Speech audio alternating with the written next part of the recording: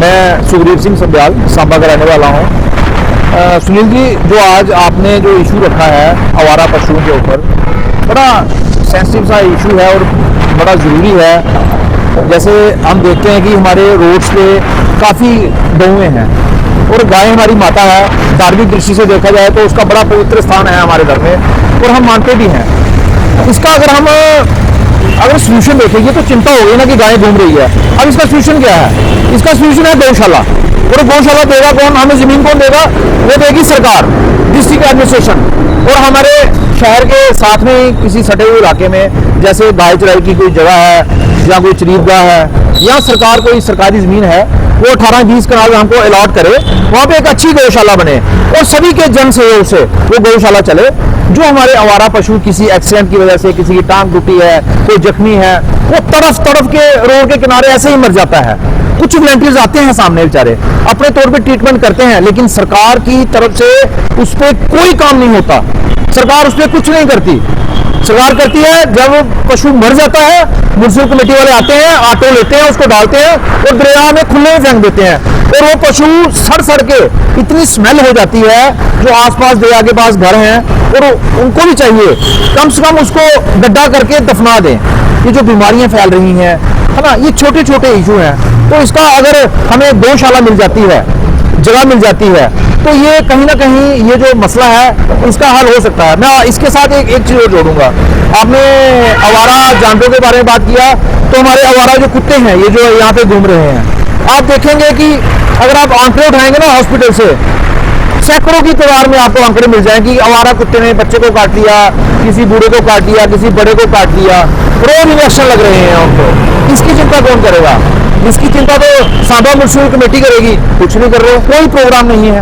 अभी आप देखेंगे, अभी हमारे बकरवाल भाई हैं जो यहाँ पे बर्फ गिरेगी, वो मैदानी क्षेत्र की तरफ आएंगे, तो उनके घोड़े वगैरह भी आएंगे।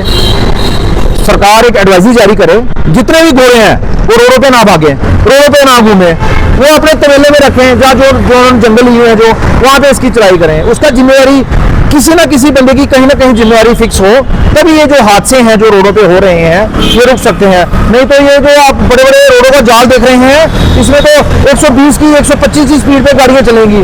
अब एक कोई पशु आगे आ जाएगा तो आप सोचिए कितना बड़ा हादसा हो सकता है। तो इन सबको हादसे के बाद चिंता करनी है, इससे पहले हादसा होने से पहले ही सोचा जाए। और बहुत हादसे हो भी चुके हैं। आप देखते हैं कहीं ना कहीं जानवरों की वजह से हादसे होते हैं और लोगों की जान तक चली जाती है। तो इसलिए सरकार के आगे, प्रशासन के आगे ये विनम्र निवेदन है कि इस पर थोड़ा सा ध्यान दें। ये बड़ा सीरियस मैटर है। मेरा नाम सुशील सिंह है, मैं सांबा का रहने वाला हूँ। जैसे कि आपका आज का विषय है आवारा जानवर के बारे में आप पूछ रहे हैं, तो आवारा जानवर जो है, जो पशु हैं, वो आज की सरदर्द बन चुके हैं। इनमें जैसे गाय है, बैल है और कुत्ते वगैरह हैं। तो इन पे हम पहले भी हमने म्यूनसिपैलिटी से बात की थी। जो हमारे आवारा कुत्ते हैं उनके बारे में हमने किया था। तो हमें जो म्यूनसिपैलिटी के जो हमारे यहाँ के ईओ साहब, उन्होंने बताया था कि कोई संस्था है, उनको ये कार्यक्रम की कोई गाइड दे रहे हैं, जिसमें वो इन कुत्तों पे काम करेंगे, या उन पे कुछ उस विषय पे उनको पकड़ेंगे या उनको कुछ आगे करेंगे।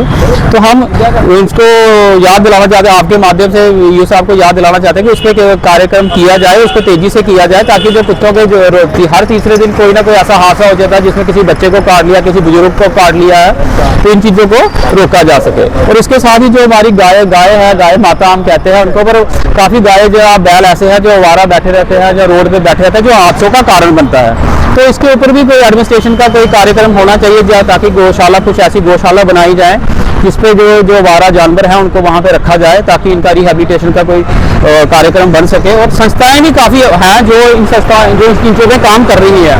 तो किसी ना किसी को ये जिम्मेवारी सौंप के, ताकि इन चीज़ों पे कुछ काम होना चाहिए। तो हम लोकल एडमिनिस्ट्रेशन से यही अपील करते हैं कि इन चीज़ों पे कोई गौर करे और इन चीज़ों पे कुछ कार्यक्रम हो।